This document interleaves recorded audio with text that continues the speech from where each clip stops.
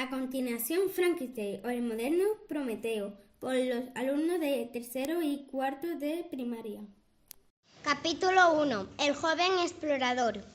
Hace mucho tiempo, el solitario y valiente explorador Robert Walton se adentró con su barco en el peligroso mar Ártico con la intención de explorar el Polo Norte en busca de nuevas rutas desconocidas hasta entonces y para conocer sus propios límites como ser humano.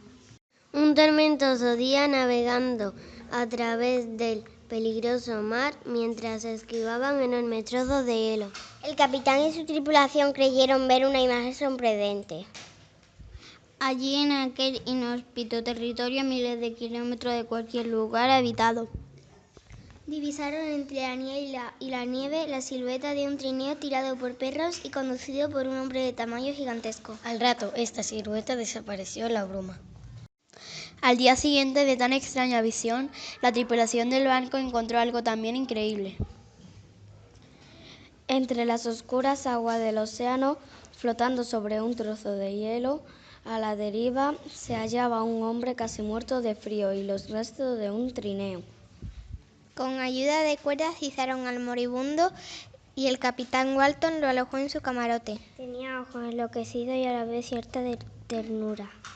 Con el paso de los días y con los cuidados del capitán y el médico del barco, el enfermo poco a poco fue recuperando sus fuerzas. Al cabo del tiempo, aquel hombre y el capitán Walton hicieron algo de amistad y el enfermo, que se presentó como el Dr. Victor Frankenstein, Le relató la historia de su vida y el motivo que lo había llevado hasta tan alejado lugar. A continuación, esta es la historia que le contó Victor Frankenstein a Robert Walton. Capítulo 2. Una infancia feliz. Nací en el seno de una familia adinerada en Ginebra. Mi infancia la pasé entre juegos y libros. Mis padres en todo momento fomentaron en mi casa el interés hacia la lectura, así que para mí estudiar no era una obligación, sino un disfrute.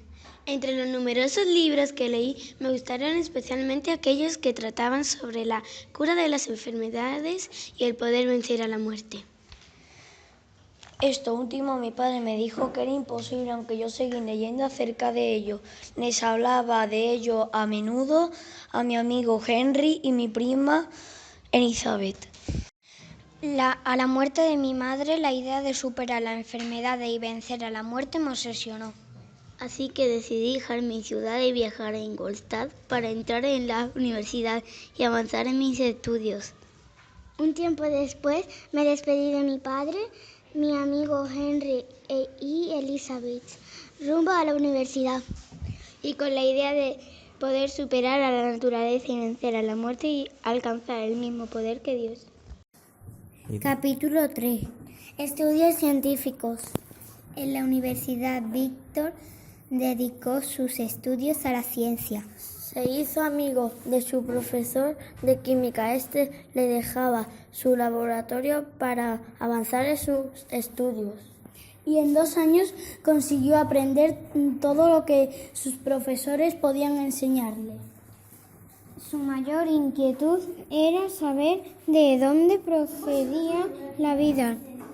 Para averiguarlo, analizó primero la muerte, así que acudirá al cementerio para coger cadáveres y estudiarlo. Por fin, tras noches y días de mucho trabajo, logró descubrir el origen de la vida. se obsesionó con dar vida a un hombre con partes de cadáveres. Se encerró en su taller para trabajar en su deseada creación sin pensar en su familia y amigos. Capítulo 4. El monstruo tiene vida. En una tormentosa noche de noviembre acabó su criatura. Se aterrorizó al ver que abría sus ojos y al comprobar su fealdad. Incapaz de soportar la visión del ser que había creado, salió corriendo a su dormitorio. El agotamiento le hizo caer sobre la cama. Despertó con un sudor frío y se incorporó viendo cómo el monstruo le miraba fijamente. Víctor salió huyendo de él, pasando la noche en el patio universitario. Cuando amaneció, estuvo andando por la ciudad sin mirar atrás, Hasta que por sorpresa se encontró bajando de un carruaje a su amigo Henry, que venía a estudiar a la universidad. Víctor le preguntó a Henry por su familia y por Elizabeth.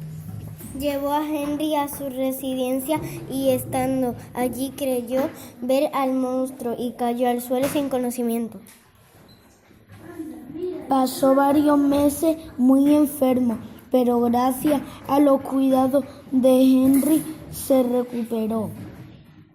Víctor recibió una carta de Elizabeth y Henry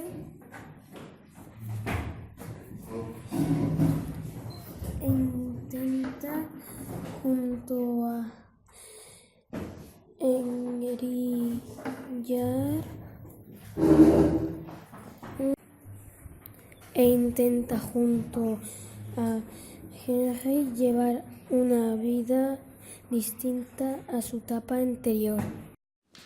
Capítulo 5. La primera desgracia. Al regreso del campo encontré la siguiente carta de mi padre. Mi querido Víctor, debo decirte que el pequeño William ha muerto. Tu hermanito ha sido asesinado. Salimos todos de paseo y lo perdimos de vista. Lo buscamos toda la noche. Al fin lo encontramos en la hierba, con muestras de haber sido estrangulado. Elizabeth vio que William no llevaba el colgante de su madre y se sintió culpable creyendo que ese fue el motivo del crimen. Ven a consolar a la pobre Elizabeth. Tu padre, Alphonse Frankenstein. Me despedí de Henry. Tardé un par de días en ver el lago Ginebra. Era de noche cuando llegué a la ciudad. De pronto estalló una tormenta. Entonces un relámpago iluminó una figura gigantesca. Era el demoníaco que yo había creado. En ese momento supe que él era el asesino. Pensé denunciarlo, pero nadie me creería, así que decidí callarme. En casa, mi hermano me contó que el asesino era nuestra dulce y cariñosa criada Justine. En su bolsillo había encontrado el colgante del niño. Ninguno creíamos que ella era culpable. Todos pensamos que ella era inocente. Capítulo 6. La segunda víctima. Durante el juicio sufrí mucho porque sabía que Justine no había sido. Cuando ella declaró, dijo que era inocente, que pasó la tarde en el pueblo y que supo de la desaparición de William por un vecino, que ella ayudó a buscarlo, pero que no sabía cómo había llegado el colgante a su bolsillo. Elizabeth declaró a su favor, aunque no sirvió de nada. Al día siguiente supimos que la habían condenado porque ella había confesado el crimen. Justine quiso ver a Elizabeth. Ella nos explicó que había confesado porque el cura la amenazó con excomulgarla. Se arrepentía de haber mentido y nos pidió perdón. Nosotros le dijimos que sabíamos que era inocente. Ella moriría en paz. Yo tenía remordimientos porque sabía quién era el asesino. Capítulo 7. El encuentro esperado. Dr. Frankenstein a menudo se sentía tentado de tirarse al agua y suicidarse, pero el recuerdo de su familia se lo impedía. Su padre propuso ir al Mont Blanc, Chamonix. La niebla se disipó y atravesó el glaciar. Sin embargo, se encontró a su creación y decidió luchar con él a muerte. En su rostro vio amargura, desprecio y maldad. El doctor no podía derrotarle porque lo había hecho más fuerte. El sentimiento lo ha hecho malo. Le dijo que cumpliera con su promesa y sería bueno. Le pidió que escuchara su historia. Capítulo 8. La historia del monstruo. El monstruo de Frankenstein vivía en el bosque Ingolstadt. Hacía mucho frío y el monstruo solo tenía una bata del laboratorio. Cuando trataba de expresarse a su modo, le salían ruidos que asustaban. Escasearon alimentos y tuvo que abandonar el bosque. Fue a una casa, pero le atacaron y después huyeron. Se refugió en un cobertizo, tapando todos los huecos para que no le vieran. Capítulo 9. El deber del creador. La criatura, convencido de que no sería nunca querido por ningún ser humano, le exige a Víctor Frankenstein que le fabrique a alguien como él que le haga compañía. Una mujer que lo comprenda, con quien pueda relacionarse. Él imagina su vida feliz con alguien de su especie y alejado de las personas. Al principio, Víctor está de acuerdo y decide viajar a Escocia con la intención de fabricar una compañera para la criatura. A punto de concluir el trabajo y aconsejado por su amigo Henry, decide destruir lo que ya había empezado, convencido de que otra criatura más e incluso sus hijos provocarían más sufrimiento a los humanos. La criatura que vio la escena juró venganza. Víctor sale con una barca al mar para deshacerse de los restos de la mujer y se desmaya del cansancio. Se pierde en medio de las olas y cuando vuelve a puerto es acusado del asesinato de Henry, que había sido estrangulado y se encontró su cadáver abandonado en la playa. Le dio un ataque de nervios y estuvo 2 meses sin salir de casa hasta que llegó su padre al rescate para llevarlo a Ginebra y preparar su boda con su prometida Elizabeth.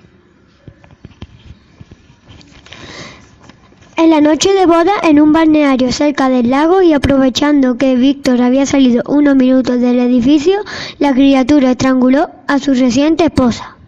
Víctor oyó el grito e intentó matarlo de un disparo, pero falló el tiro, matando así a su última esperanza de felicidad. El padre también murió a los pocos días de una hemorragia cerebral, al enterarse de la noticia. Capítulo 10. Venganza final. Salió Víctor en busca de su creación para acabar con su vida, pero en su persecución por los mares helados no fue capaz de alcanzarlo. Sin embargo, llegó a un barco que estaba atrapado en el hielo, con tan poca fuerza que a los pocos días murió, después de contar su historia al capitán. La criatura entonces llegó al barco, cogió su cadáver y se alejó en un bote remando, prometiendo al capitán quemarlo en una pira para él mismo descansar así en paz.